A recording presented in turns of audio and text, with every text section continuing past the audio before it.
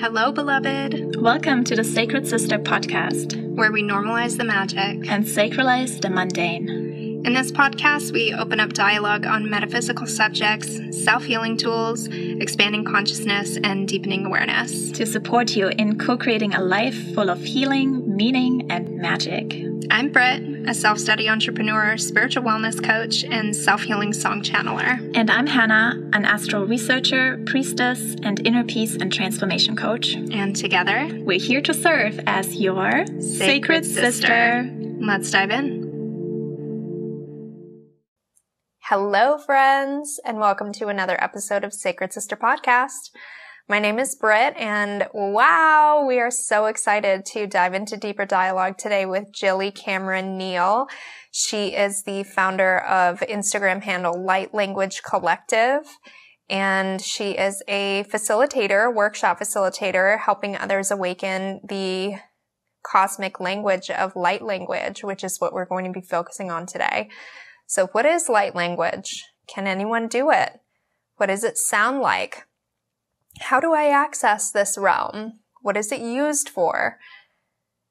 We're going to be diving into all of these topics today in such a sweet conversation. And a little later, we're going to head into Hannah's astrology report on Gilly so that you can hear how her energetic DNA, her birth information, is directly impacting the work that she is here doing.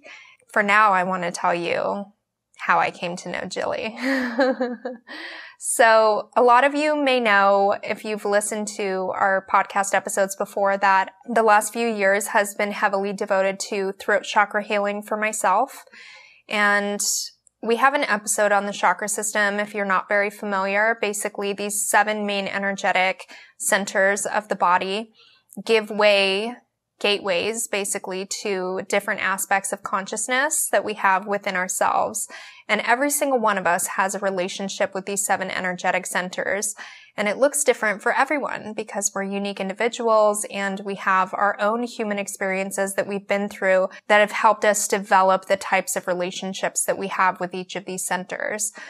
So I always grew up singing. I was constantly singing as a child, and into high school, I was the star of my high school musicals, and I was always in musical theater. I was just always singing. And then my voice got shut down by an ex-boyfriend who told me that, it's really not that big a deal when women can sing, and it's really a big deal when men can sing. And that he didn't want to hear me sing, and he didn't want me to hear me play the piano in front of him. So I shut my voice down for about 7 years, a good 7 years I wasn't singing. And the last 2 years has been really devoted to breaking down those energetic blockages that I built up inside of myself, the lack of self-confidence, lack of self-worth, and just reconnecting really deeply to my voice and allowing myself to be heard. That has opened up into self-healing medicine songs that I am now channeling, and the Sacred Sister theme that you hear in the beginning of each episode. So as I've been diving into these, I've been keeping my eyes out and asking for guidance to go to different retreats and workshops that will help me lean into this more deeply. So one of my favorite teachers that I met also at Spirit Weavers, y'all always hear me talk about Spirit Weavers. Her name is Mackenzie Madrone, and she is an incredible song catcher. And she offered her first retreat last October called Vessel of Voice. And I signed up right away. I was so excited to go into Northern California and sit with more women in circles of song and learn how to open my voice more. And that's where I met Gilly. She is an incredible woman. I sat in on her light language workshop that she taught to us. It started with a really beautiful sound bath, and she guided us into a place of such safety in her container that we all opened up our own light language channels. And wow, it was such a beautiful experience. I had never leaned into that before, and it was really delightful. So I knew back then in October that we had to sit and have a conversation with her on Sacred Sister Podcast so that more and more people can know about this incredible energetic activation work that she's doing with so many. And that's exactly what we're going to be doing here today. So sit back, relax, and now we're going to head into Hannah's astrology report on Gilly Cameron Neill. Let's dive in. Oh, just kidding. Just kidding. Have one more thing to say. I'm literally in my bed right now and my eyes just popped open. I'm about to go to sleep the night before this episode drops and I'm thinking, oh, I totally forgot to mention. So we do still have some spaces available for the Coming Home to Yourself event that we have going on in downtown LA on Saturday, February 8th from 8:30 to 10:30 p.m. So this is going to be a calming, restorative, relaxing, connective evening event, and we're very excited to be putting it on. It's at a space called Art Kucha in downtown LA. I can't remember if I already mentioned this. February 8th from 8:30 to 10:30. You can tell it's late at night. I need to go to bed. Actually, I'm looking at the clock and it's 1:08 right now, of course. This is an event that is in collaboration with myself, Hannah, and our previous episode guest, Helen Vonderheide, whose Akashic Record episode is one of the most popular of the season. So that's cool. Seems like that was really resonating with a lot of people, so it's awesome. We're very excited for everything that we have coming up for Coming Home to Yourself. We're going to be having a little Akashic Record message retrieval. I'll be offering a higher activation sound bath, and Hannah is going to be opening up an interactive discussion on North Node energetic persona and how to utilize your unique North Node placement in order to connect more deeply with your soul's purpose. You can get more event details by going to britlinyoga.com/events. And we also have collaborated with Conscious City Guide. If those of you who haven't heard of Conscious City Guide, it's an amazing website that lets you know conscious events that are going on in your city. Conscious City Guide. So we partnered up with them, and you can also reserve a ticket through their website. So yes, this is it. We hope to see you there, and now it's Hannah's turn. Have a good evening or day. I'm tired. Bye. Thank you, Britt. So let's dive into the astrology reading of Gilly. I love to do these short readings for our guests here on the podcast because I feel like it gives us a deeper insight into their personality, because we can see how the astrological archetypes within them are showing themselves in their lives. So, Gilly is a sun in Aquarius, conjunct her IC in the 4th house. And so with the sun in Aquarius, it gives her this rebellious attitude, the way that she does things out of the box. She's not afraid to be seen as weird and different. She's happy to embrace that. And also it seeks community. That's one of the things of Aquarius. They enjoy being around people, doing things that bring them together, that have same outlook in life, the same connections. And in the 4th house, it really is about connecting to source. This is where she seeks community the most, and this is where she is not afraid to be herself and to just live her life the way that she thinks, or that the way that she feels that it is the way to connect to source for herself. And she's not judging anyone else doing their own path, but she's very confident in how she connects to source and to God. And it's very interesting because she is going to tell us a little bit about her upbringing and how she started to channel light language. And first she was in church, and I feel like this is such a beautiful connection with that community that she's seeking, the community in how to connect to source together as a group.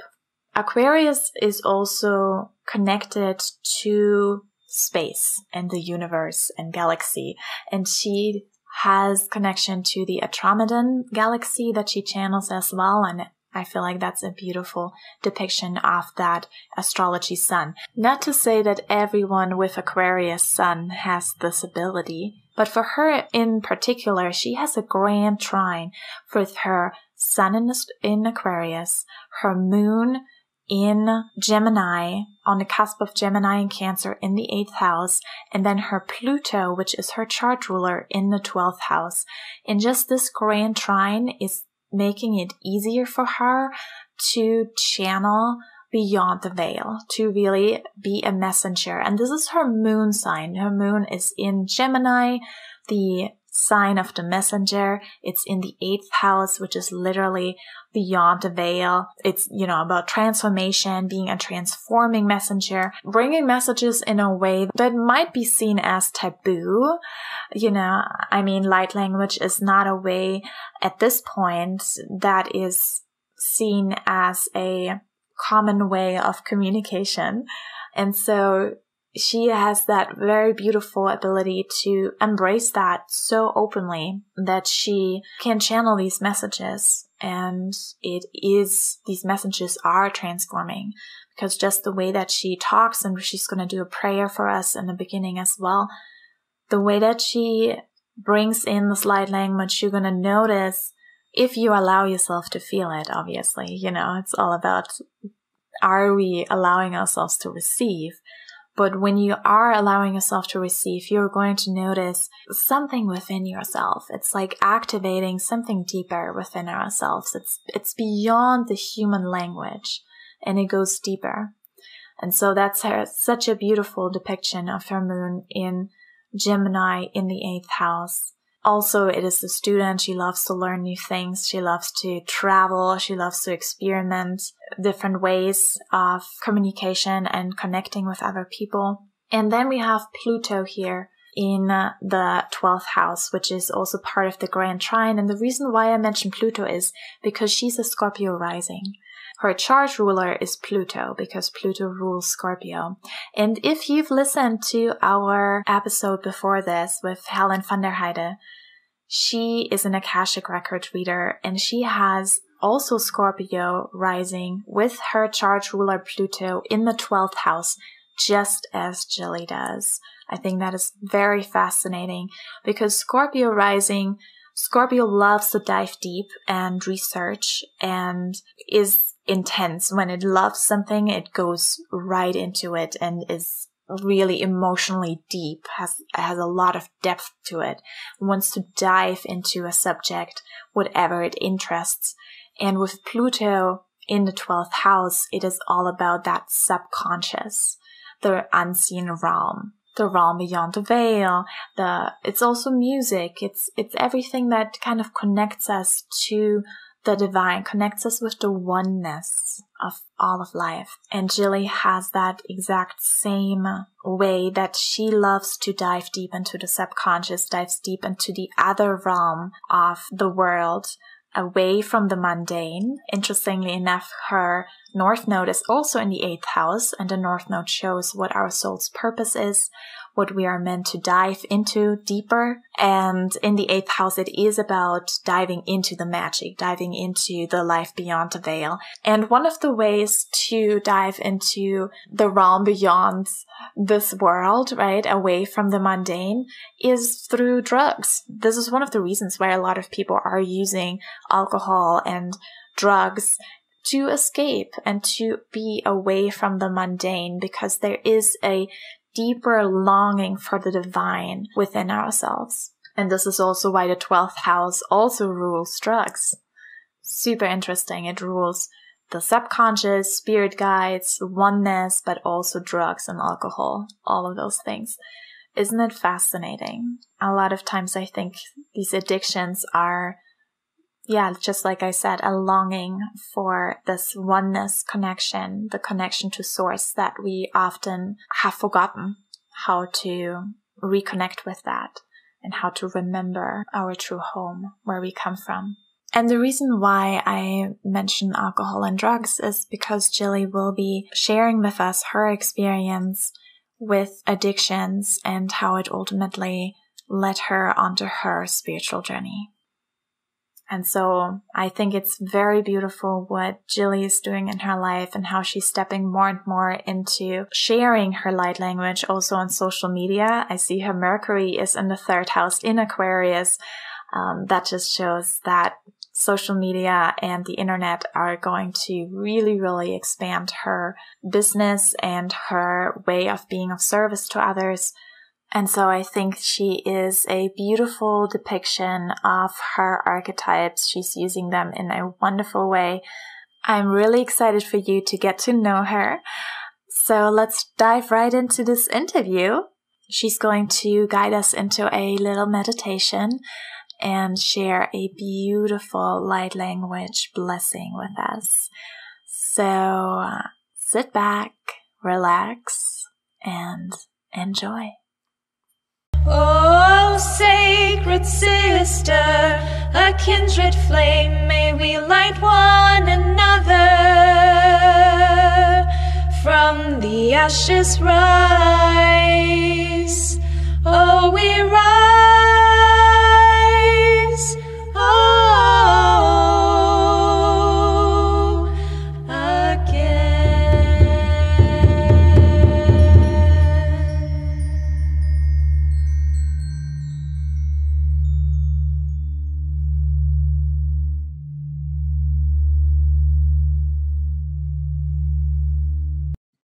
Taking a moment to arrive within our bodies, feeling the aliveness that we hold,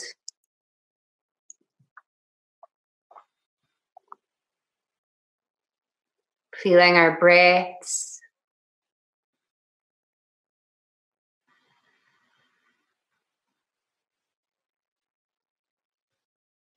feeling the muscles in the face soften.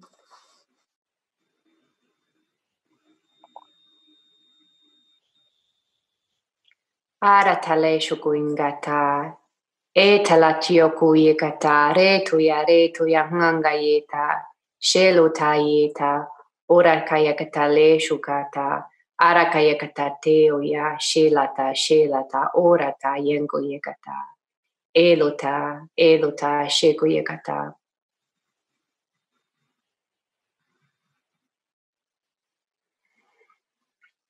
May the connection and all that transpires today in this gathering be an inspiration, be a reminder of the innate perfection that we all carry. May it be a reminder of stillness. May it be a reminder of trust. And may it be a reminder that we are all connected.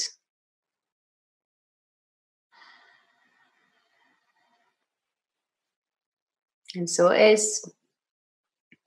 And so it is. And so it is. Wow, thank you so much for that. Thank you so much for that. Wow. So hello, listeners. Hello, audience. Hello, beautiful beings that are tapping into this episode of Sacred Sister Podcast today. We are here so blessed and so grateful to be sitting with Miss Gilly, and we're going to be opening up on exactly what you just heard in that opening guided meditation and little prayer message, that light language activation. And Gilly does this now in a greater capacity where she lives, traveling around doing workshops with people and helping them awaken and activate this ability within themselves.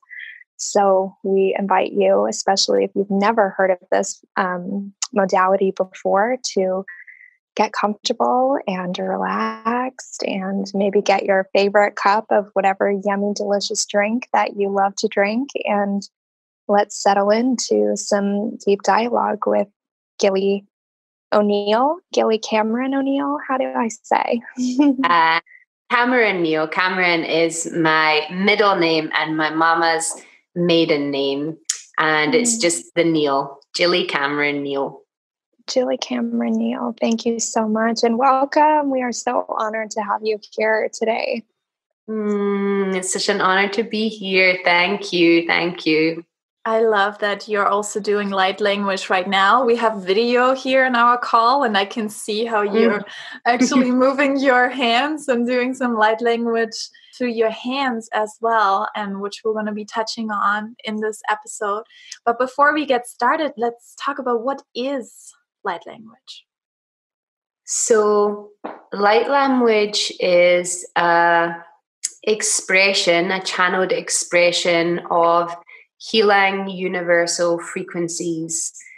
Now, there's so many layers, and I feel myself, I am just at the tip of the iceberg of my understanding and my exploration with light language. So all that I share is from my own experience, and there is so much more. From my experience, I have been channeling this light language for around 15 years, and it first began expressing itself through my voice, and then more recently, within the last 6 months, it started to express itself through my hands. Light language is also expressed through written symbols and through the body.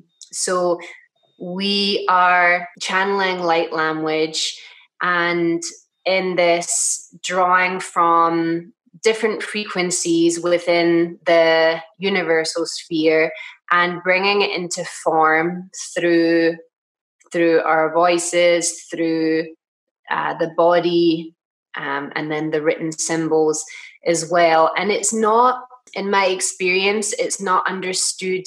It goes past the mind, so it's not understood in a mental way, although some do receive translations of what it is moving through them. But it's frequency, source frequency. So within source, there's no real form. So we bring it into form, but it still holds that essence of the oneness. And it works in the energetical realms, which then affects matter. So it's a very deep healing tool that can clear, that can reshape and transform energy fields, and then in that affect the form, which is the expression of the energy fields. That's kind of my understanding of it so far. There's a lot. There's so many layers, and I'm in this continuous journey of exploration and understanding. I don't know if I'll ever truly understand them, but just through my experience of how it's affected my life, my reality, that's all I can really go on. So yeah. That's beautiful. Thank you. Yeah. I really love, just to interject really quickly, I love the way that you described it just now when I was hearing it in the prayer, and when I have heard it from other people in the last few years. It's like there's a feeling of such peace and such comfort. And sometimes my conscious mind comes in and says, okay, what's the message? Or, okay, what is it that they're actually saying? Or, wants to put some finite sort of layer on it to make it more understandable for me, so I can integrate it more easily or understand it better. But while I was hearing you, I was like, oh, what this really feels like is this divine energetic transmission or a transference that I'm picking up exactly what I need to pick up right now. And I'm wondering if you can touch on this with your students now that you've been doing this more actively. Do different people pick up really different messages from it? And am I kind of onto something in saying that people get exactly what they need to get from it? Yeah, I have chills with you saying that. Yeah, we all receive exactly what we need to receive from it. And it's very quantum in nature. So the person, like the observed or the person that's receiving, the frequencies are landing within them or being bended in a way that is very specific to the way that they are receiving it and what they need. So I could be sharing light language, and we're all so different, and we have our different lenses and our different makeups and the different areas that we're needing healing.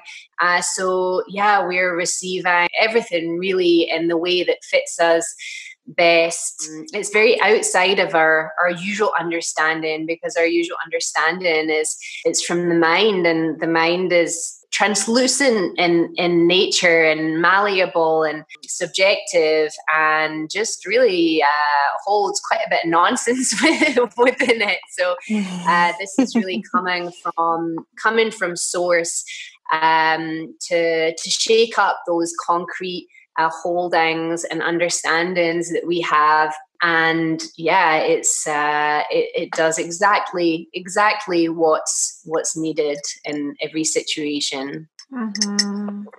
And I also feel like that the word language, because we call it light language, and I feel like the word language activates something in our mind that thinks, oh, it needs to be certain words, and the words mean something specific. And I remember when I did the first time light language in front of a group of people, that was like last year.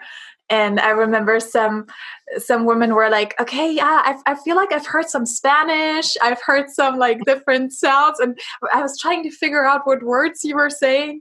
And I thought it was so interesting because, that's how our mind works. It wants to like grasp the familiar and wants to see, oh, this is what I can put into that box, and that's for this box.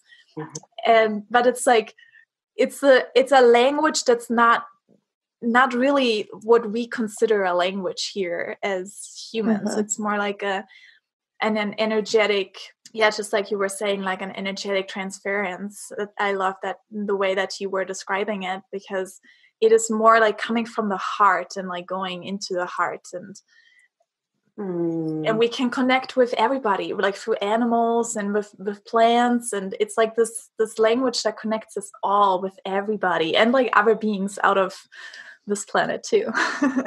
Mm-hmm.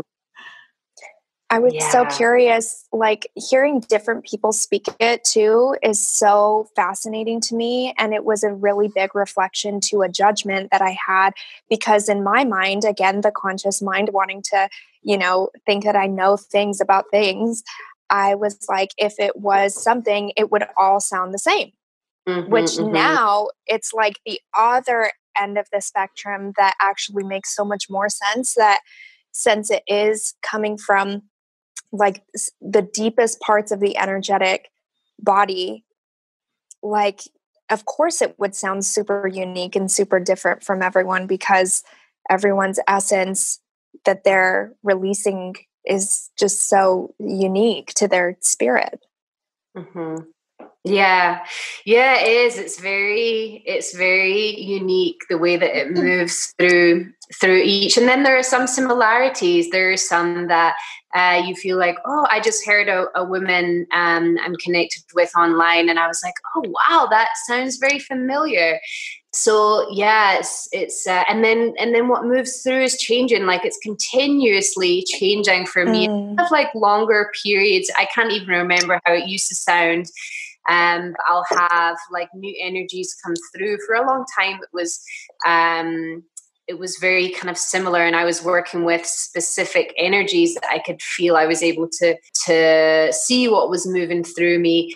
And now recently there's been like a lot of new sounds that are coming through. But yeah, we all have it's like the filters of our specific makeup, and even just like the tones that we're able to reach within our voice. And so much can be expressed. What I've come to understand is, so say we're to make like a one tone, like that sounds as if it's like a set frequency, but so much variety, so many pieces of information, so many codes can actually be expressed just through that one seemingly very same sounding tone. So even with the light language, I'll hear the same words that are moving through me, and same, like a similarity. There's a lot of similarity that within periods of time.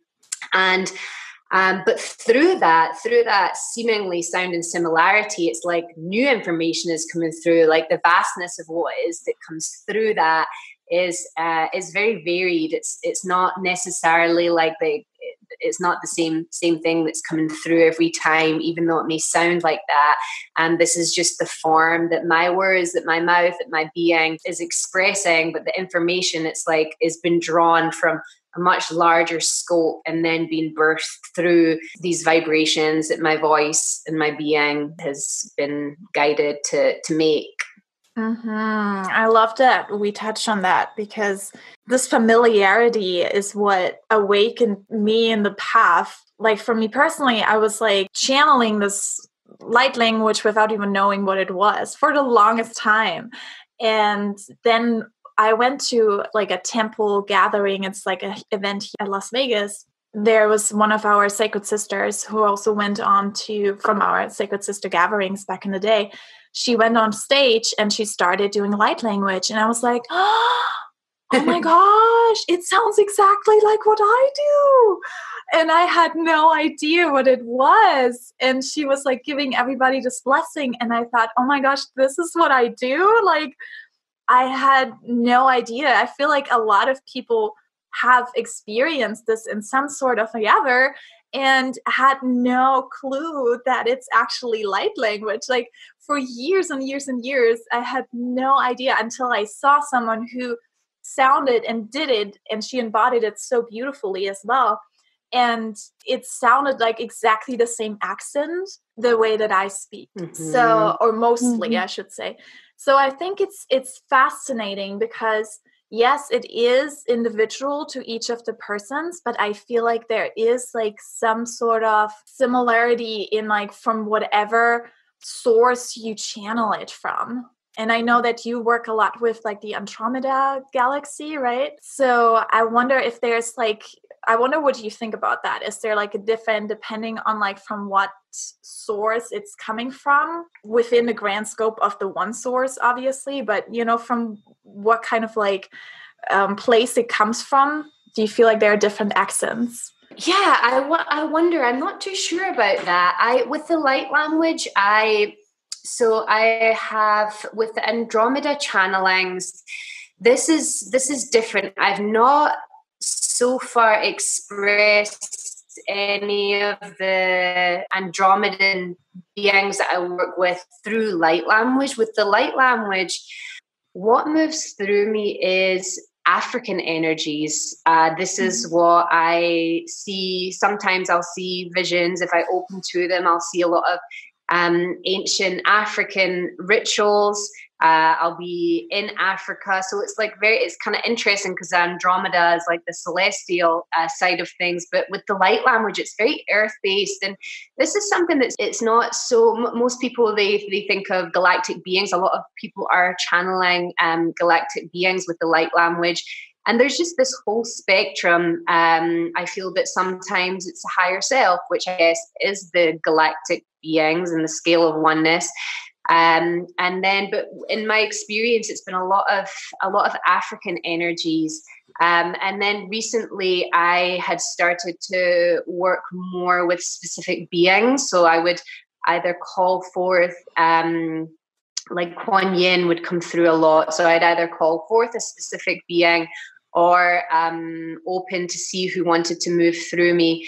But yeah, I do think that there are, like I've heard people say that there are similarities within specific star groups. And I do hear that when I listen to others speaking light language, there's that familiarity and similarity. So yeah, it's amazing though, just like the spectrum of all of these energies that are moving through us and kind of like working with like, okay, what is this? And do we even need to know what it is? That's been a big journey for me of like working with intention. So really working with intent with the light language, and then just opening to it for a while. I was really like, okay, I need to set an intention and really like be specific with what I'm calling forth and what I'm expressing. And then I kind of like reverted back to just opening to see what wanted to move through, and maybe having like a loose focus of maybe focusing in my heart, or sometimes working. It is very powerful working with intention, especially in my experience in like chunks of time. I've been guided at certain points to do like 40 days with a specific intention, or 10 days with a specific intention. So like every day returning with that guiding force to really fuel and back things up is very powerful. So there's so many layers to it. It's amazing. I love it. It's so exciting and interesting, and so fascinating. So curious. I wonder if you can give us a little backstory on how all of this came into your life, whether, your story has associations from back when you were a child and this is something you walked away from and stepped back into, or I would just love to know what your story is with welcoming this practice into your life. So when I was younger, I would take myself to church. I was obsessed with God and Jesus as well, but mostly God. I didn't quite understand the Jesus thing. I just knew that I loved being in church and singing to God. And my family weren't religious, so I would like take myself to church. And when I was in high school, I was a nanny for a Pentecostal minister and his wife, and I nannied for their 4 kids. So I would go along. I started when I was probably around 15. I started going along to the Pentecostal church, and my mom and dad were just like, "Oh my God, what crazy SHIT is happening?" They would come around and they would be like, tell my mom and dad about miracles. My mom and dad were just like, not having any of it. So I heard people speak in tongues in the Pentecostal church, and my memory has been extremely absent throughout my whole life. I have very little memories. I do not retain information, and only now I've come to a point where I am seeing this as, I'm kind of understanding more the reasoning for it and seeing it as a blessing. But for the longest time, I thought there was something wrong with me. And it was just, I resisted it. So now I'm in a place of really embracing this as part of my path. So I have very vague memories of being at the Pentecostal church. And at one point I was baptized.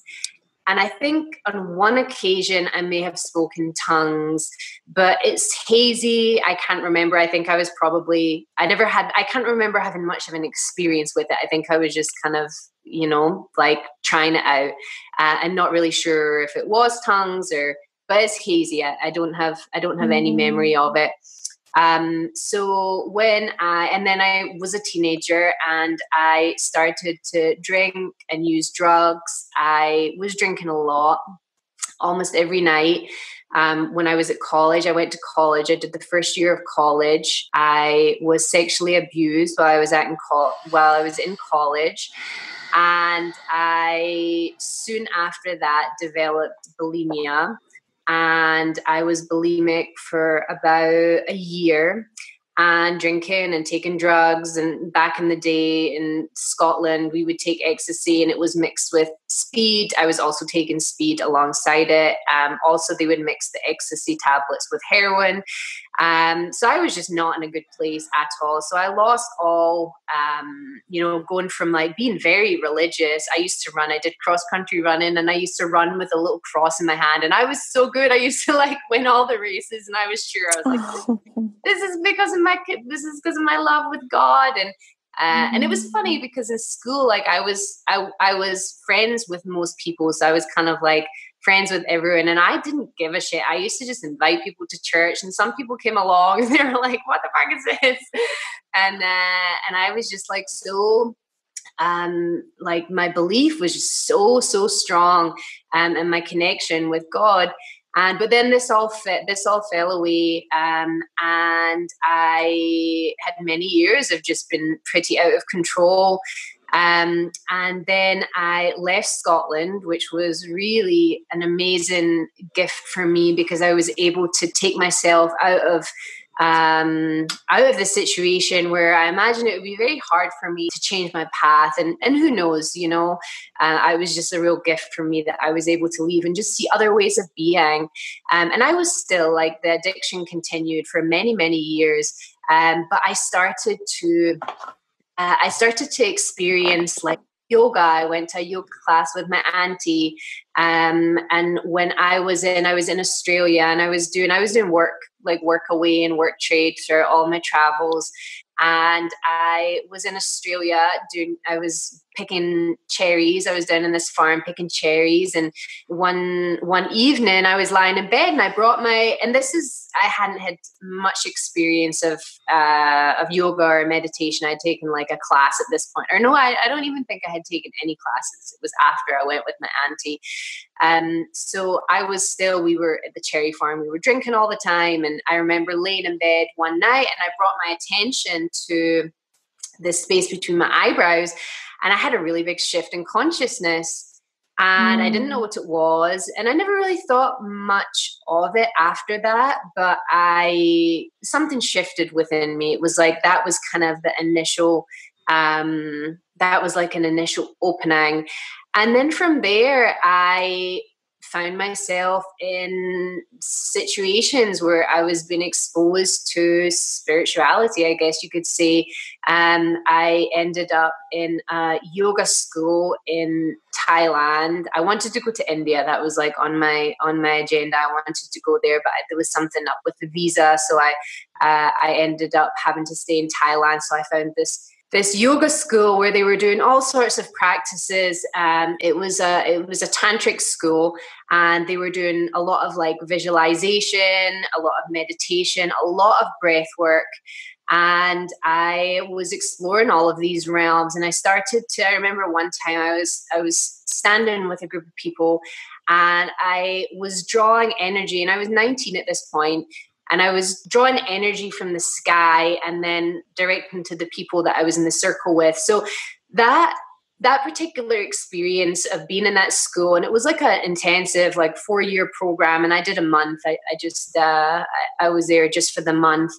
And I remember thinking to myself, like, because we did a lot of study of the chakras, and I remember being like, I want to do this. Like, this is something that I just knew. I had a knowing. I was like, this is something. And I went home and I told my mom, and I was like, don't tell it. Cause I was so scared of telling anyone. I was like, don't tell anyone. I guess cause I was feeling like if I said it and then I failed at it, or for whatever reason, it was like a secret. And I was like, I'm going to be a yoga teacher, and I'm going to like study this chakra stuff. And wow. It's bringing up a lot of emotion. This is just coming through now. I've not, the pieces are coming together.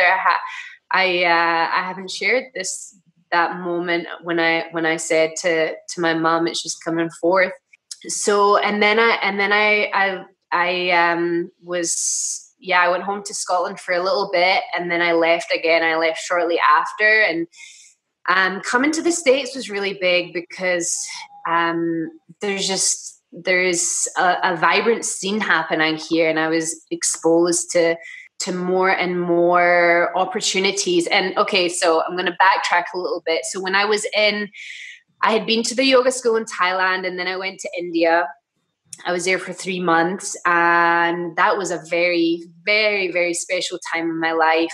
I mean, I was still drinking alcohol. I remember at one point I drank like over-the-counter cough medicine. So I was still like, had a lot going on and was self-medicating through different things. But I was like in contact with yoga centers now. I was praying. I was getting up in the mornings. So actually it was before I went, because when I was in India, I was speaking light language. So before I went to India, the tail end of the Thailand experience, I was in Chiang Mai, which is a city up in the north, and I met this woman. Her name was Suni, and she had been a Buddhist nun. And she took me to myself and a woman, Sasha from New Zealand. She took us to this little apartment in the middle of the city. It was all Thai people except from Sasha and myself. And they were all sitting in the ground, and there were a couple of men walking around with fans and fanning the people. And they were all speaking in what now I understand is light language. So I sat down, and again, I have very hazy memory of it, but the direction was to say the word Tama over and over again, and then like see what happened. And very quickly I started speaking light language, and one of the men got me up. And so when people were speaking the light language, they were going around and they were speaking light language and like fanning them. So one of the men got me up, and he started taking me around with him to speak light language. And I think we went like two or three times. And then we would continue, like Sasha and I remember we had this little singing bowl, and we'd be in the forest and we'd be speaking in light language. And then this continued when I went to India. I'd get up in the morning, and it would be a form of prayer. And again, it's all very, very hazy. Like my memory is like, I don't have any set like strong memories, but I remember being in Rishikesh, like little slivers of being in Rishikesh and waking up at 4 a.m, and I would hear all of the pujas, and I would pray in light language. I would sit in the ground, and I don't even know if I had an altar at that point. And so that's where it really began. coming back, that's where it began. I would say, firstly, the Pentecostal church, because I believe that speaking in tongues is light language. It's a form of light language. And light language is, I use that term because it's most common. People are most familiar with it. But I feel like there's so many layers to it that, I don't know what other words. Soul speak is something that I quite like. Soul speak. So that's how it all pretty much started, in a tiny little apartment in Thailand. And I don't know who the people were. I don't know what they were doing. I've done numerous like searches online. My friend Suni, all she told me is they call themselves Buddhists. She was like, I don't know about that, but they call themselves Buddhists. So some Buddhist group are out there speaking in light language. So cool. Jeez. I'm sorry. Were you going to speak? No, please go ahead.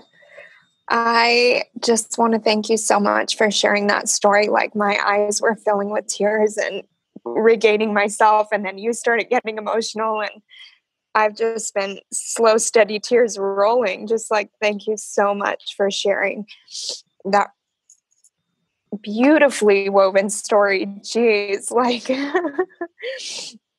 recently I've been seeing the most incredible reflections, and also happy new moon in Aquarius today as we're recording.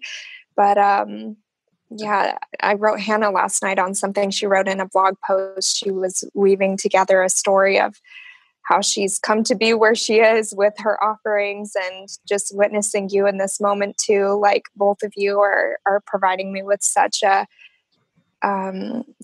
strong, unique depiction of how to weave these stories of who you are and how you've come to be who you are. And I just want to honor both of you in this moment. Thank you so much. That was so beautiful. I love hearing those stories. Thank you, Gilly. Especially the cross, running with the cross. That's so sweet. I feel like it's those little stories that you can really, like, it helps you to feel into the essence of the person who's telling the story, because when they tell you these really vulnerable little pieces of like their cute little spirit, it's just like, oh my God, they're so precious. I don't know. Just, it like gives you insight as to someone's like super genuine, authentic nature. It's just so sweet. Yeah. So much are carried within the stories. So much. And that was the next question, as a matter of fact, is would you consider it synonymous with speaking in tongues as referred to in the Bible? Because my mom would speak in tongues and I would witness her speaking in tongues. I was raised super born again Christian, and I remember, usually being behind her. Like, I don't know if it was a conscious thing that I didn't want her to see that I was seeing her pray this way, but like we would pray together as a family every evening before bed. And I just remember these times where my mom was like, they have this really high bed where the stairs, you would like kneel down on the stairs and you could have your elbows up on the bed and pray. And just like seeing her brow furrow and like seeing her drop into a different place and hearing this other language come out of her. And I would just be like, I don't think I ever spoke with her about it, as a matter of fact, but it's just, I don't know, it's such a powerful thing to at a young age too, for me to witness in her. And now that I'm on the path that I'm on with spirituality and running into you, that's helping me awaken this within myself as well. It's just such a full circle experience. Beautiful. Yeah, I do. I believe that speaking in tongues is light language. And of course there are so many different,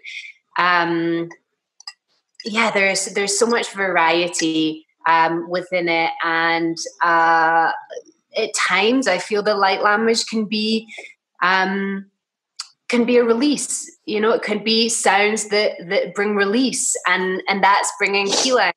So maybe some are not channeling different frequencies. The frequency may be more matter based, and that's a big thing. Like a lot of I hear again and again people saying like, oh, I don't know if this is light language. I don't know if am I just making this up? And it's like, whatever is moving through you is a good thing. It's like we use this term of like light language, but really sometimes if I've had, like yesterday I was at work and I was kind of having a challenging day, and I went into the car and I was just creating sounds and emoting and letting myself express. And it's like, who knows if that was light language? Yeah, maybe it is light language, or maybe it's not light language, but whatever it was is like, it's bringing healing. And I think that that's kind of the core of it, like to kind of step out of the mind of like, is this light language or is it not? Or am I making it up or am I not? And this is the same with like receiving like intuition and visions and guidance. It's like, just go with it. Even if you are making it up, it's like, that's still so holy. So holy. And we're unwinding. It's time to unwind all of these like judgments that we have for ourselves and like doing it right or wrong. And like it's like, yes, whatever is moving through, just like changing that lens and being like, whatever is moving through is good and it's necessary and it's medicine. And with mistakes, I've also been going through some big changes and kind of noticing this fear coming up of like, oh, I don't want to make a mistake. I don't want to act out of my patterning. And what if I make the wrong decision and I'm making this decision based in like my like blind spots. And then it's like, you know what? It's all okay. Like we can't do anything wrong. And like, yeah, maybe I do make a decision and it's patterning within me, but really it's like it's guiding me to the next step. And like there's this kind of desire to like get ourselves perfect and like have no patterns. And I've been like a huge perfectionist, huge people pleaser, and it's still something that's really like unwinding within me. And just having those moments of being like, okay, even if this, like, what if I was maybe I'm going to have this patterning for my whole life, and it's okay because I'm a human, and it's like I carry these human pieces, and these human pieces, when we see them in each other, are like so endearing and so beautiful, and they make a sigh like relief, because it's like, oh, okay, we're human. It's like we're also human. So it's like with the light language, just really encouraging people to sit and just do whatever comes through and see it as exactly what it's like. Let go of the terms of light language and how it's supposed to sound, what other people sound like, and just like go with it and see where it leads you. And that's really where the gold is. It's like it's all taken us on this journey, like this journey back to ourselves, to self-love, to acceptance, to healing. And the healing is really the embracing of ourselves just as we are, like with everything, all aspects of ourselves.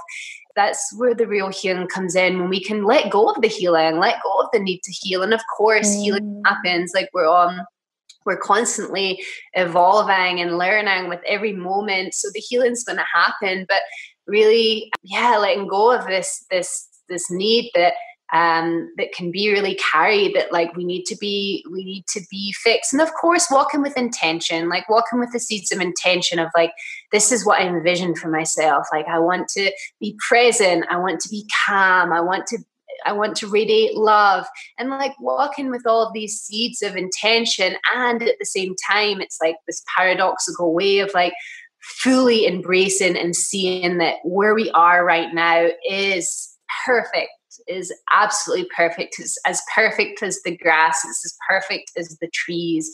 It's divine been expressed in a fully perfect way. So it's like carrying both of these things, these ways. Beautiful. Wow. The beautiful paradox of life. I love that you touched on this. I just recently had a channeling, like a little download with Mary Magdalene, and she came through and said that we are so taught in this society to think that we have to get somewhere and we have to be quick and fast and be the strongest to win. And it's like we are taught this in kindergarten when we have this little game when there are these chairs sitting in a circle, and you have to, you run around the circle, and as soon as the music stops, you have to get to a chair, but there's one chair less than the amount of people that there is. So you have to always be quicker than the other. Otherwise you would get left behind, and you would be lost, and you would be by yourself, and you would be the loser, and you would fail. And it's like, it's such an innocent game that we're playing as kids, but it's like ingrained into our minds that we feel like we have to be a certain way in order to be worthy, in order to be valuable, in order to be allowed to have this seat and to sit in that place. And she said, we all have a space holder with our name on it, and no one else can take the space from us. It's like, it's unique for us, and we're already in it. It's not that something that we have to like achieve. If we're already in that space, and it's just up to us, like how much do we want to fill it out with our light? And that's our free will. That's our free choice. But we're already in it, and no one can take it from us. Mm-hmm. And I feel like with the light language, it's such a beautiful way to realize that it's already within us. It's nothing that we have to learn or achieve or like take from the outside, but more so just allowing it to flow through us and not stopping it with the critical mind that's like, oh, is that perfect? Is that real? Is that legit? Is that how it should sound like or how it should be? But just allowing it to come through. And it takes so much deconditioning, I feel like that's such an important conversation too, because for some people listening, and I know for my past self, if I were to hear something like this, it would almost give me a sense of inadequacy. That's like, I literally maybe have never even conceptualized approaching reality in that way. I've never seen it, witnessed it before in my life from anybody. Like, I don't even know what you're talking about, actually. And there's this talk by Elizabeth Gilbert, the writer of Big Magic, that she said in one of her talks that when she was going around doing her book tour, and she was talking about like finding your purpose or finding your passion and just like awakening that and letting it take you and letting it take your life. There was a woman that came to her to get the book signed or whatever. And she was like, I've never felt more useless in my life than when you said that, because I have no idea what that even is for me. And it was like a really stark reality check for her, stark reminder that's like, oh yeah, I don't want to be making people think that, just like taking a lot of realities into consideration, and also coming from a place that's like, I totally understand. It takes a lot of conditioning to get to this place, and to even allow our minds to sink down to a place of non-judgment. Gilly, I love that you mentioned judgment in what you said a few minutes ago. That's something I wrote down when I was hearing you talk at the beginning of the episode. I said, if anything, approaching a workshop like this, like what you would teach, Gilly, and I've attended one of your workshops before, attending a workshop like this allows you, if anything, to sink deeply into a space of total non-judgment, and to explore and get curious and experience the self from a completely external observation place. So like, for someone like me, who also came from a huge, not only identity crisis, but huge people pleaser and huge perfectionist, sitting down and just like having someone guide me to a place that's like, just see what starts coming out of you. Like, it takes a lot of energy to clear away those voices of judgment a lot of times, especially when you're first starting out. So I really want to bring that to this conversation too, because I'm sure there are a lot of people listening right now who may feel like a sense of inadequacy someplace deep within. Mm-hmm. Yeah, for sure. I mean, it's pretty out there stuff. It's very different. It's very different. When we're kids, we speak in gibberish, and we're, we don't have all of like these conceptual frameworks. And we emote freely, and this is a form of light language that the children are expressing, whether that be like the essence of themselves, or whether they be expressing, and the essence of herself is the essence of the whole. So it's there's that kind of river between the two, like the higher self, and then like all of consciousness, of the whole of oneness. So it's like we're one and all of that. But what I would say is, like, so recently I have the English channeling has been within my field for a couple of years now. And recently I have been guided to share. And it's been a whole big process. And still, even though I know with every cell of me, it is not me, the mind still comes in with doubt.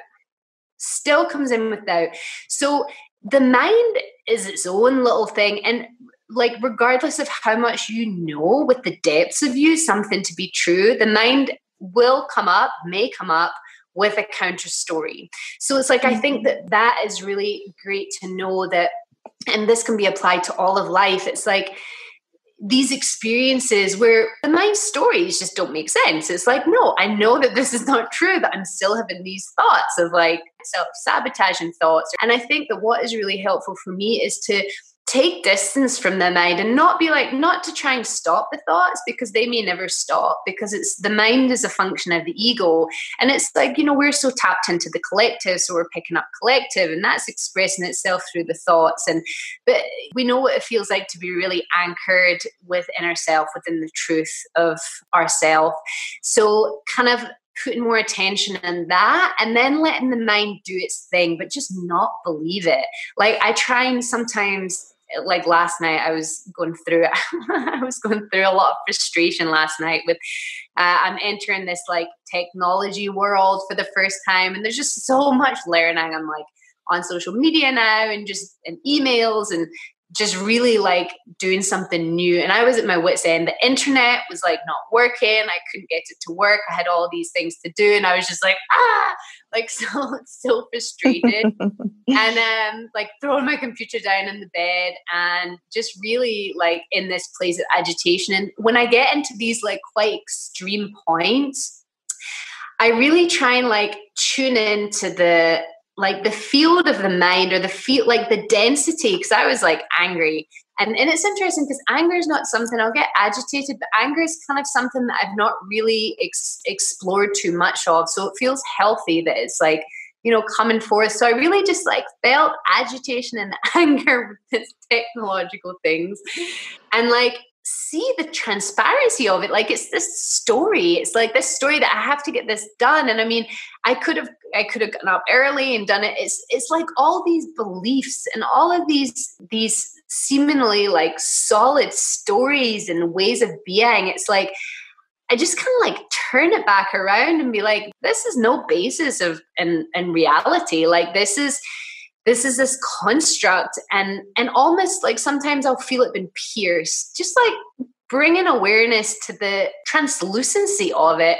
So I feel that that's really helpful with when because things are shifting. It's very interesting times. Like we're all moving through like very surprising experiences and ways of being, and from what I understand, this is just going to intensify. And the guidance that's been coming through with the channelings, it's like this is going to continue intensifying, and we're entering new ways of being that are going to be quite shocking. And we're building up to it, but I find that as these experiences are happening, like for me with this channeling, it's very shocking, and it's kind of been creeping up. So I got like warmed up into it.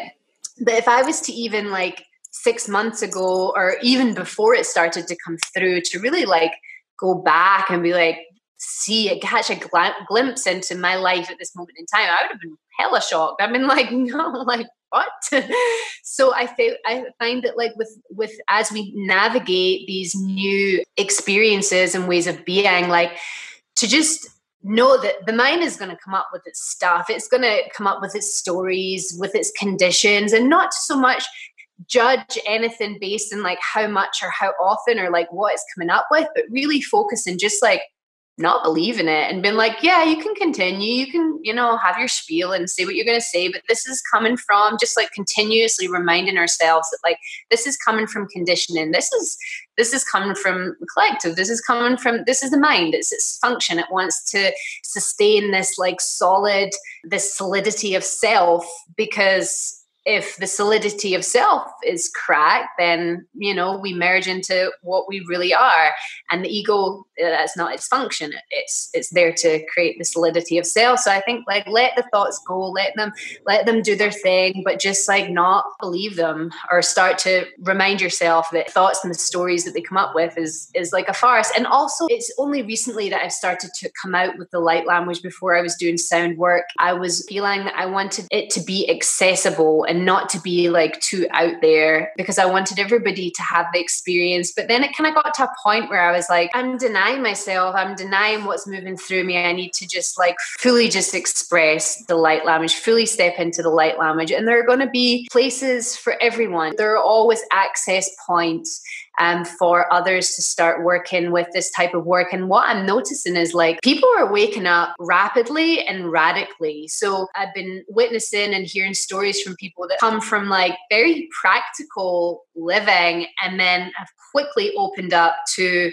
spirit realm, to things that are pretty unimaginable from where they have come from. So things are happening fast. Things are happening really fast, and it's all within the quantum. So it's all happening now, and we're taking these leaps. We're taking these real big leaps into experiences that only a short period of time, maybe only yesterday, would seem completely out there and not possible to us. Oh my gosh. Yes. Yes to all of that.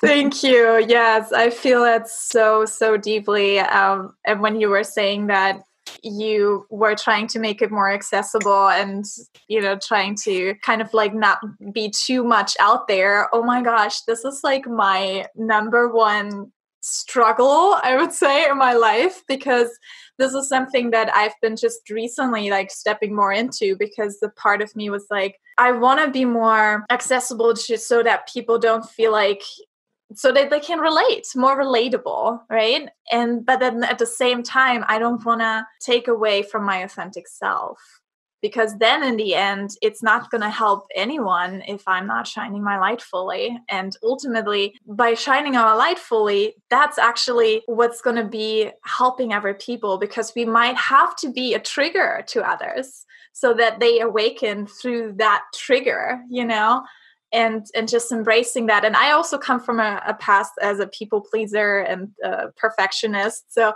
these last months, I recently like brought this in that I'm allowed to be a trigger. Like it's part of our responsibility too, to be a trigger to others.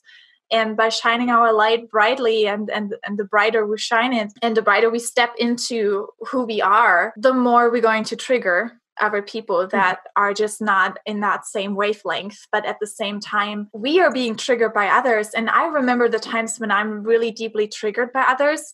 Those are the times that can really help me grow. Like those triggers are one of those moments where like, ooh, why is this triggering me? Like, asking oneself like, oh, what is behind that? Because instead of going into the like, oh, that person is weird, more thinking like, why do I have that judgment that it's weird? Where does that come from? And what part of myself am I not accepting?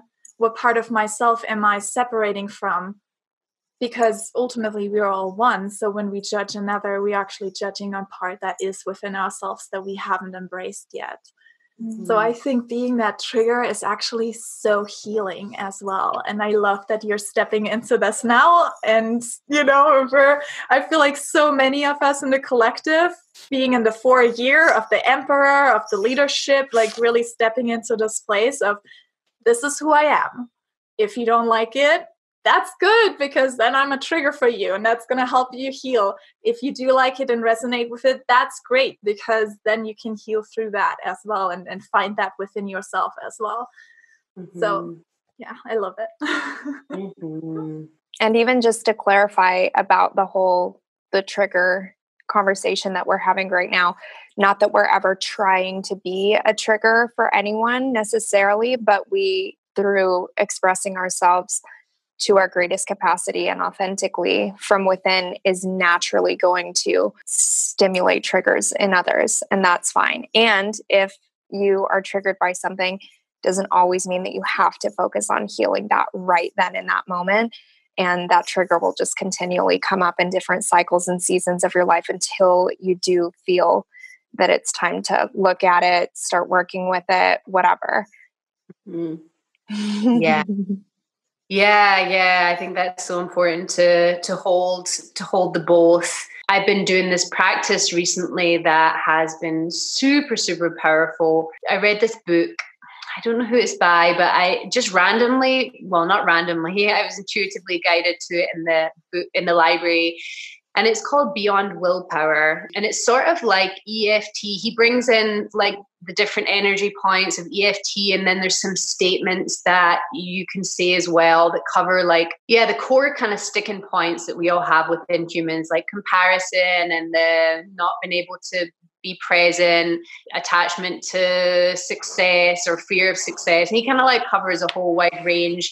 And then he has this one practice that really works for me. And I don't know, I wonder, because I'm a very visual person. So I don't know if it works for me, and it wouldn't work so much for others if they're not so visually inclined. But what I've been doing is, in this one practice, when a trigger comes up, he asks you can visualize a screen, and on the screen you call forth the origin of where this trigger in the now is stemming from.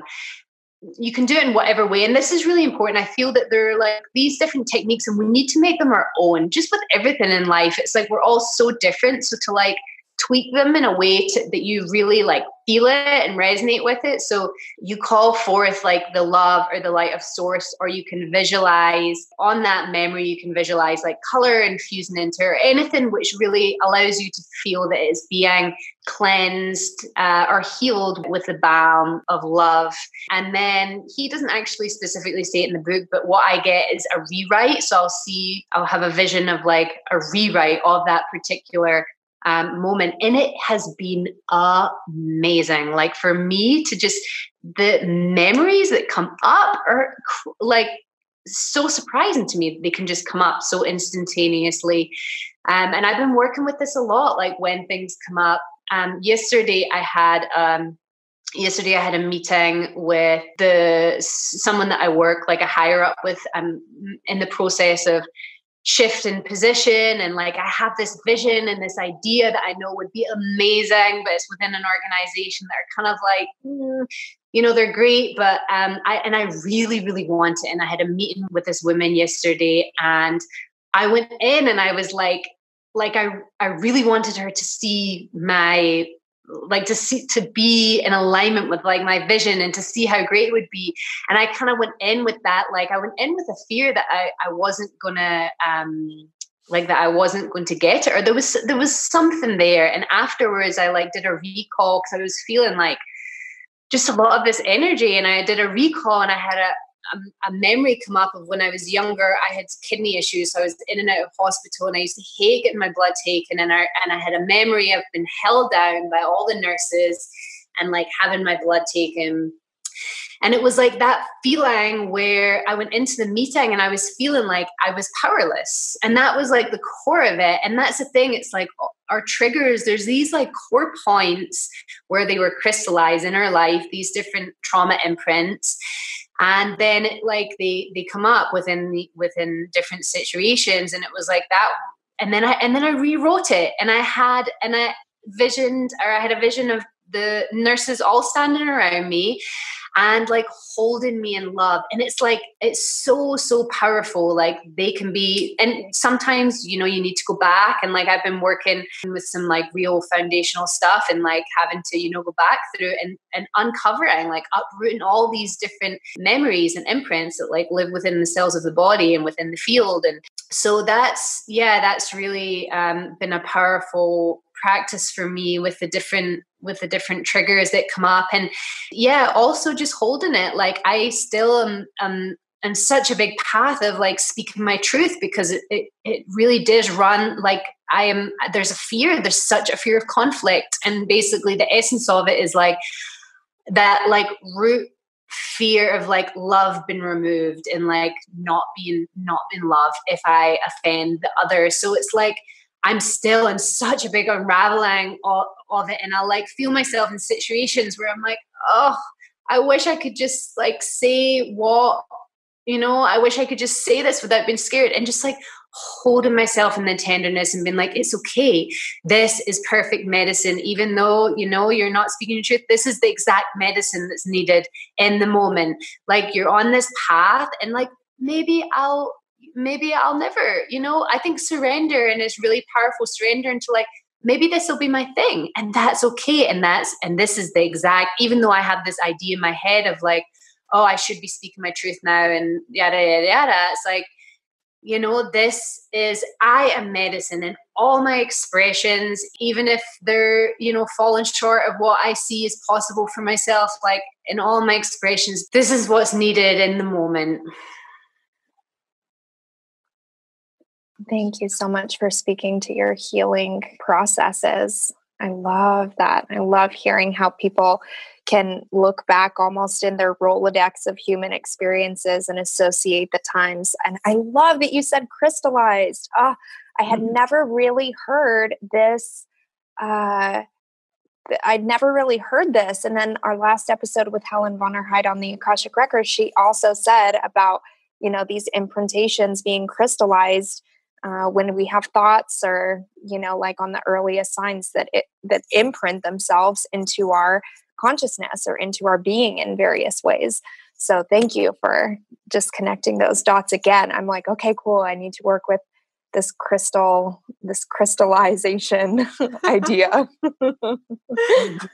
Yeah. And I love how you were saying to surrender and trust that no matter what happens, no matter what is coming through, even if it's falling short from what your expectations are, it is exactly what it is. Your medicine. I love that. And so I want to ask you, how do you, like, you're doing events, right, and workshops, and so how do you help people awaken the ability for light language within themselves? So what I do is step into the moment. So I have recently, probably about 3 months ago, gone from being a huge planner, And this is one of those surprising moments where I'm like, oh my God, I'm actually going into these experiences intentionally with no plans. It's like a shocker to me that this is even my reality at this moment in time, based on like what I've come from. And I allow what needs to move through me in the moment, move through me in the moment. And that's very different. That is very different for every single situation. And that's what I am holding containers to activate within the other. That trust that right now we are enough. Right now we have full capacity to stream forth whatever needs to be brought forth within the moment for the healing or for the upliftment, for all of the goodness of all. So my workshops and classes, and now I'm doing a lot of online stuff, it's all based. And I mean, I still love the process of planning and writing, especially. So I'll sit and I'll do writing, but it's not like in a planning sense. It's more writing for understanding, like advancing my understanding in different concepts. So it's more kind of like exploration type writing, which then really informs things. But yeah, I've started to really show up with no agenda and just see what moves through me. And what moves through me is way better than anything that I could plan, like way, way, way better. And it's very specific to the people that are in the room. And then there's like a collaboration that happens rather than me going in with like my ideas and kind of like, and I can, because I've been kind of planning. And I think that as well, it's like the planning works. All of my years of planning were so perfect because they really let me like delve in and think of all the different ideas and the ways. And it was like such an exploration. So not to say that like planning is bad, but now I've come to this point where I've really done so much investigations. Like I like to get detailed, like, okay, if you bring the focus here within the body or bring the focus there within the body.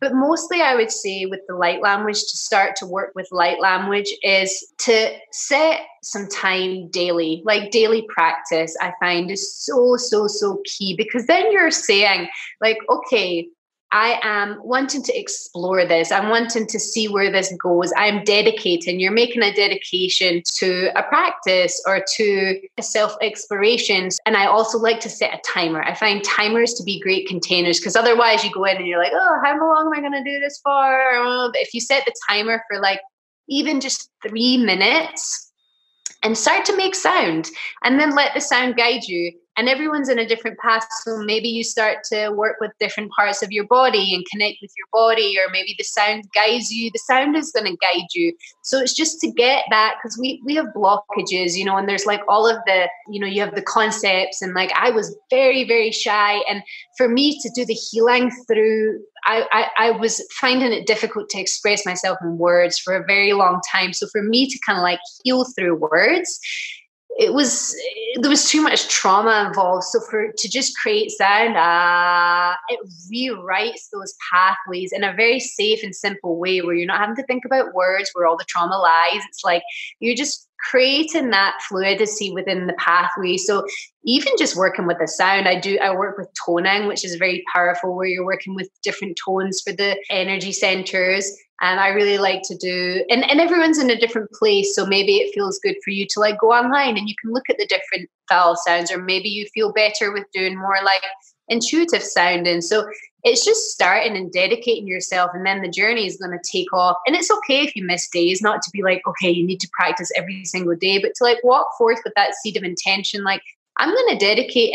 And what I'll do as well is like, try and make it fun. So sometimes I'll be resistant to like doing certain practices, but if I like ease myself in, and maybe like you're really connected to prayer, and what I find very, very, very powerful is before any sort of practice or prayer, especially prayer, is to call forth guides, and then having them witness you again, like the whole quantum effect. When there's that witness, it completely changes your prayer. You have you have the force of beings of love, beings of light. You can either call forth ones that you work with, or open yourself to see who wants to show up. And this doesn't need to be beings. It could be herbs or plants or trees or mountains. It could be the sun. It could be the snow. It could be any sort of forces that carry specific frequencies. Like, call them forth, and you can say a prayer for them to, again, working with intent. Like, why are you, like, letting go of results, but walking forward? Like, what's the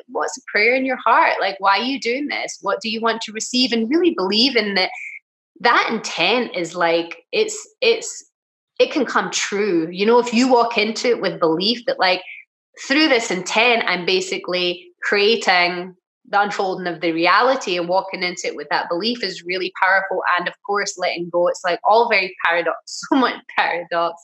But I would say daily practice, sit down, be light with it, speaking gibberish, don't make it this big, like, light language thing. Have fun with it, and see where it takes you. But the daily practice is really important, really, really important. And it allows a lot to blossom when you just return every day and dedication to exploration.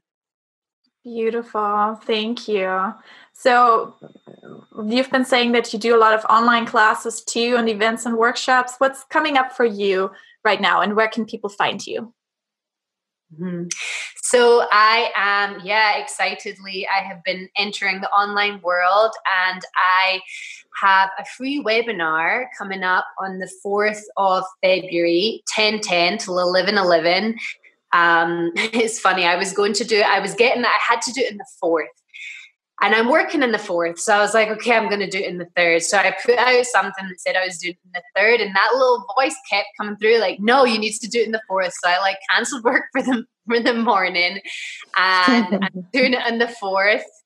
And so the 4th of February, and that's California PST time. So in the webinar, we're going to be talking about, it's a free webinar. I'll be talking about light language and channeling. And again, I just kind of put out there, because with these things, now I'm in this place where I'm just allowing, I have no idea what's going to come through, but you kind of need to have okay, this is what's happening. So you can share it. So the rough ideas, we'll be talking about light language, channeling, and we may talk about, we will definitely talk about touching those things. And then different practices of embodiment, like radical acceptance of ourselves and our human path. So integrating that into all that's happening. So that's coming up. And then on the 10th, I'm going to be starting a weekly online class, Rising Voices. And it will be on Mondays for 1.5 hours. And I'm still in this process of it's unfolding. But it's going to be limited to 12 participants. I'm feeling very excited about having guest teachers on to share and to guide us through different practices. So that's still in the evolution process, but it's going to be a forum where we'll be working with tools like light language and recall, the memory recall. So in present moment, you'll have the opportunity to really share. It'll be an intimate group. And as these things come up, delve into what is creating these triggers and these different things that come up in real time in the moment when we're in the class. So that will be happening ongoing, and it's all of the information is in my website, www.lightlanguagecollective.com. And then I also have an Instagram page, lightlanguage_collective.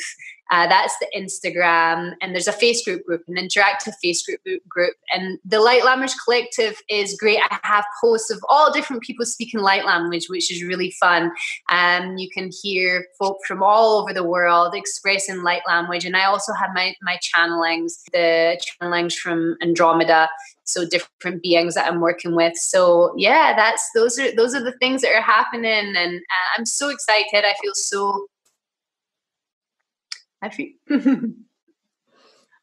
I feel very grateful and blessed, and I just want to share the love, share this love that Grace has brought me to. So come on by and check out all the things. Thank you so much. I feel like I just love how much you've been speaking in the last few minutes, or last dozens of minutes, about the lack of planning. And I remember how mind-blowing, breathtaking it was for me the first time that I heard someone I really admired, who was Aya Papaya, at the Ancient Voices retreat, the first songwriting retreat that I went to with Ailenario in Hawaii, and seeing her fluidity in how she would hold the spaces. And I would always just witness and observe her and just be like, wow, how can she be so chill when she's sitting facilitating for 55 people in this space? And just as I was thinking that she is, channeling light language now through her hands, now I understand that. And I love that we touched on that, because I have never thought about it that way.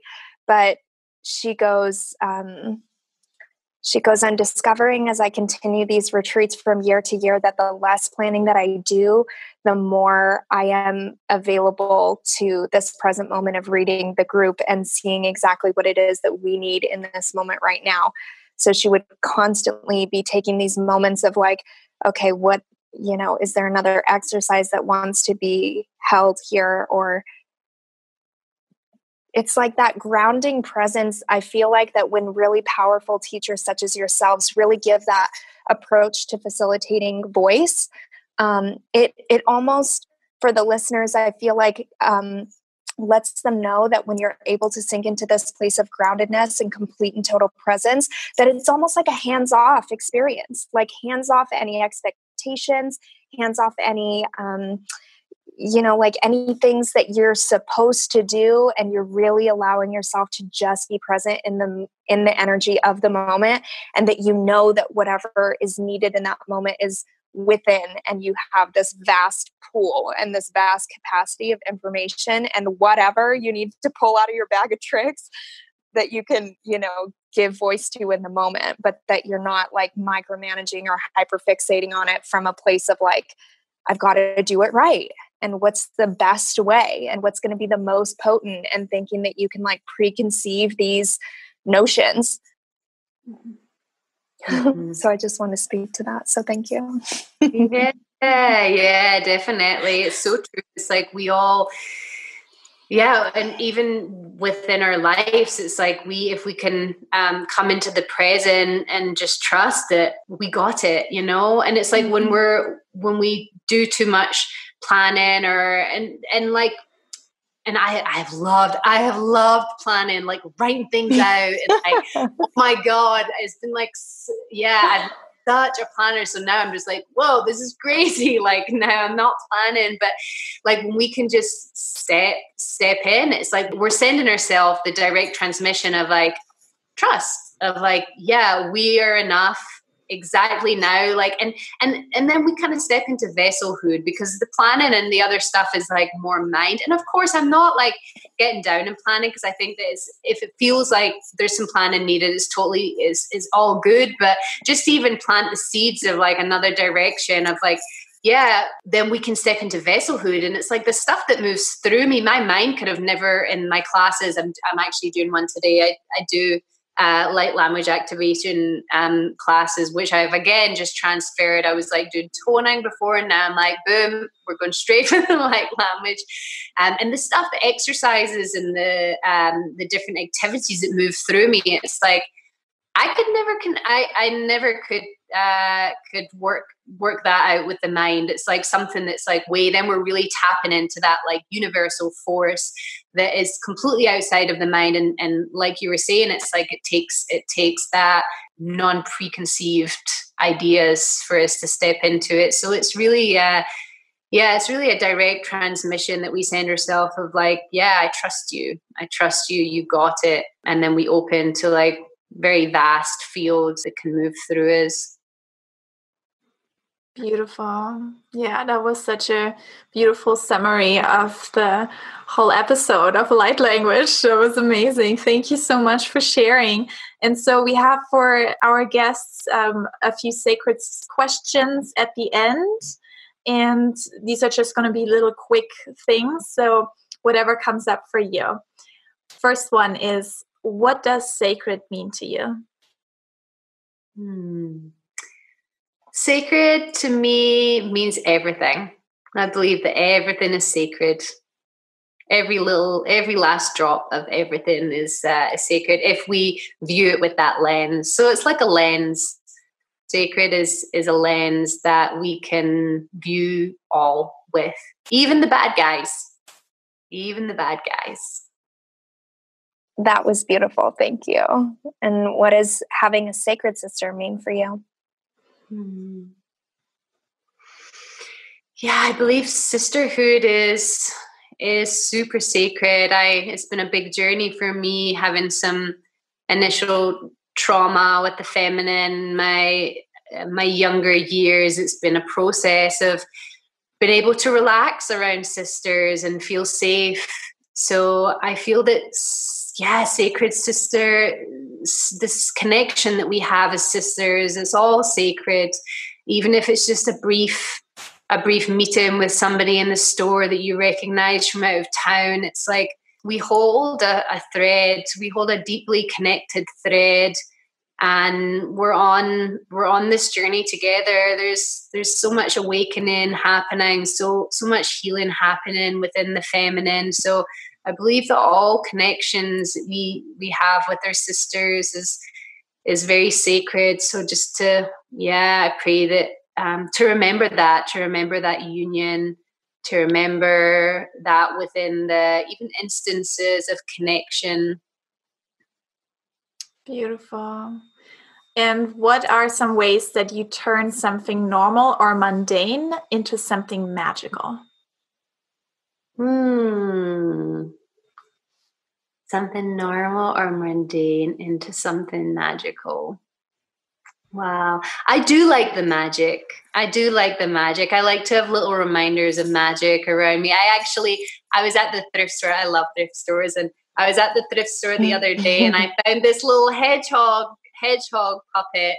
And I feel that play, if I weave play into my life, that really reminds me of the magic. It brings forth that kind of childlike play. I was actually thinking today that I'm gonna give, what did I call him? I named him this morning when my friend was over for tea. We named him Bertie, and I've decided Bertie might want himself a little Instagram page. So I like to bring, I need to get his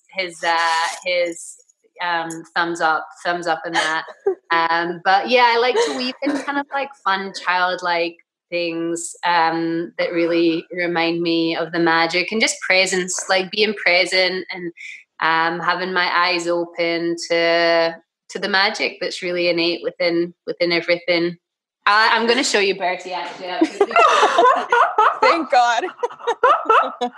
That's too cute. I was like, oh my gosh, off an Instagram page, you say?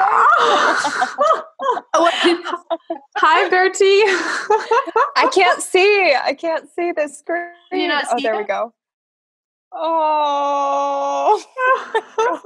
I was thinking of having him do like really funny things, and then I can like let him be with a friend for the day, and then the friend can take him on an adventure, and he can and take photos of him and like all sorts of different things. My wee Bertie hedgehog. That is so cute. Did you? So for any of our listeners that are curious to see this glorious little hedgehog of a face, definitely follow Gilly online, because she will be announcing whenever Bertie has his little Instagram that he so desires, and she'll be sure to share the handle on her Instagram page. And I was thinking I could have light language, like hide behind Bertie, and he could do some like hedgehog light language. That is so sweet. And That's what a beautiful awesome. awakening that would be for children too, huh? To have it come through that. Ooh. Oh my goodness. Ooh.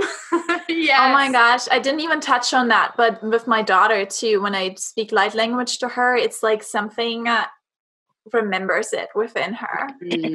And it calms her down so much. And like I sing to her, and it just, she's like, it's almost like instantly she's relaxed and falls asleep oftentimes. But yeah, I feel like children are still so close to it and remember so much of it. And it actually helps them to remember where we come from. So yeah. Oh, so cute, little Bertie. I love, that's probably my most favorite answer to that question that has ever been said. For sure. Wow, this has been so much fun. Thank you so much for every little drop of wisdom and insight that you shared on today's episode, Gilly. Thank you so much. Thank you. It's been such an honor. I'm so grateful for this opportunity to be on here and share. And yeah, it's great to be continuing our connection after the Vessel Voice Retreat. I was just, it's been so touching that you reached out and you had me on here. And yeah, bless it up, bless us up, bless up our journey from our toes to the tops of our heads. It's on. It's so on, guys. It is so on. 2020 is starting out so powerfully. Yes. And bless up this podcast. That's wonderful that you're bringing the sisters together and sharing with the people, the voices. And yeah, you're both beautiful souls. It's been an absolute joy. I was so excited before, and it's just, it's been such a joy to be on here and connecting with y'all.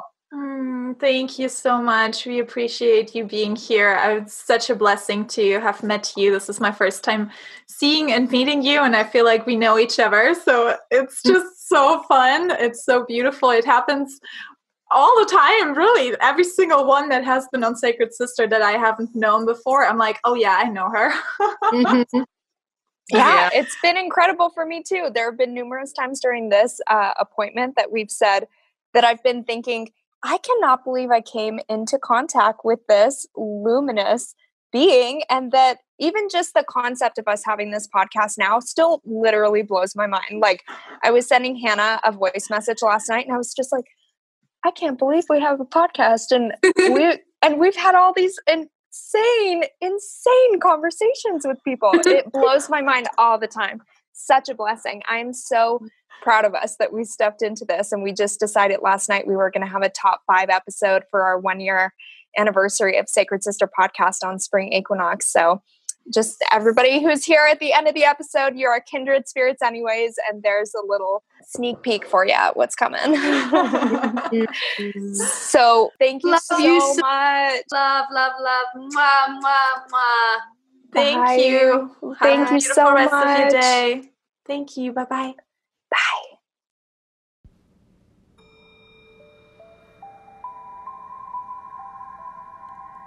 Thank you for tuning in to another episode of Sacred Sister Podcast, and we hope that you enjoyed this conversation with Gilly Cameron Neill.